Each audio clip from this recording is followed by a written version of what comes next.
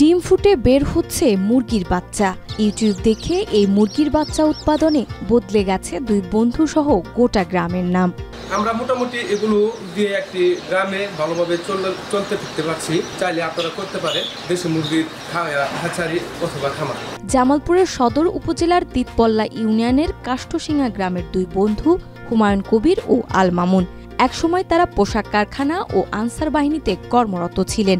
সেই সময় ইউটিউব দেখে উদ্বুদ্ধ হয়ে 2017 সালে একটি ইনকিউবেটর মেশিন নিয়ে 100টি টার্কির ডিম ফুটিয়ে শুরু করেছিলেন তাদের পথ চলা। প্রথম দফায় আশানুরূপ ফল না পেলেও হাল না ছেড়ে দেশি মুরগির ডিমে মনোযোগ দেয় দুই বন্ধু, আর তাতেই আসে সাফল্য। এখন যে কোনো ব্র্যান্ডের পুরাতন এসি বদলে নতুন ওয়ালটন এসিতে উপভোগ করুন 25% ছাড়।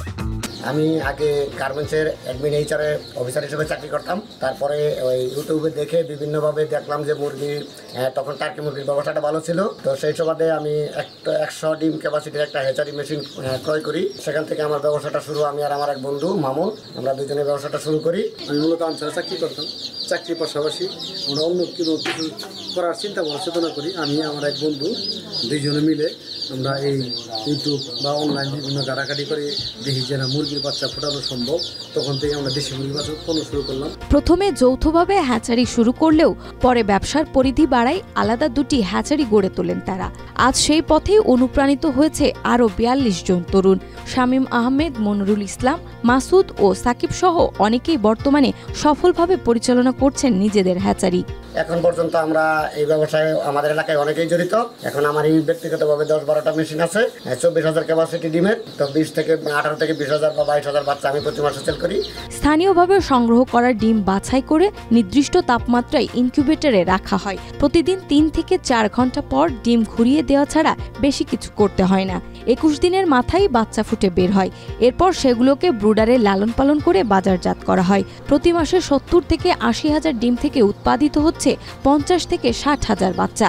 একটি হ্যাচারিতে 4 থেকে 5 লক্ষ টাকা বিনিয়োগ করে মাস শেষে 1 থেকে 2 লক্ষ টাকা পর্যন্ত লাভ সম্ভব। এই ব্যবসায় বর্তমানে স্ট্যান্ডিং নিয়োজিত আছে প্রায় 40 থেকে 50টা মেশিন।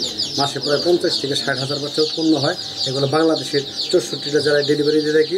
আমাদের অনেক বাচ্চা আমি বর্তমানে ইন্ডিয়াতেও সেল করি। আমার প্রত্যেক মাসে মোটামুটি বেশ ভালোই এখান থেকে লাভটা দাঁড়াচ্ছে।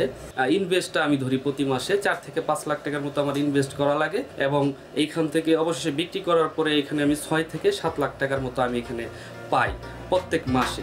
উদ্যোক্তারা জানান এখন তারা সরকারি ও বেসরকারি কোনো সহায়তা ছাড়াই এই পর্যন্ত এগিয়েছেন। তবে সরকারের পৃষ্ঠপোষকতা, কারিগরি প্রশিক্ষণ ও ঋণ সুবিধা মিললে এই শিল্পের ব্যাপক প্রসার সম্ভব। সরকারের কোনো সহায়তা ছাড়াই আমরা এই ব্যবসাটা পরিচালিত করতেছি। যদি সরকার আমাদেরকে কোনো উন্নত মানের প্রশিক্ষণ, উন্নত মানের বীজ, ডিম এবং ক্ষুদ্র ঋণ দ্বারা যদি সহায়তা করে তাহলে আমরা এই ব্যবসা বড় আকারে নিতে পারবো। জেলা প্রাণী সম্পদ কর্মকর্তা জানান, জামালপুর সদর ও সরিষাবাড়ী উপজেলার উদ্যোক্তাদের প্রশিক্ষণ দিচ্ছেন তারা। পাশাপাশি ঋণ প্রাপ্তির ব্যাপারে আর্থিক প্রতিষ্ঠানগুলোর সঙ্গে সমন্বয় করা হচ্ছে, যাতে উদ্যোক্তারা আরও বেশি লাভবান হতে পারেন। আধুনিক প্রযুক্তির সাথে দেশীয় পদ্ধতির সংমিশ্রণ ঘটিয়ে তারা ব্যাপকভাবে দেশি মুরগি লালন পালন করে।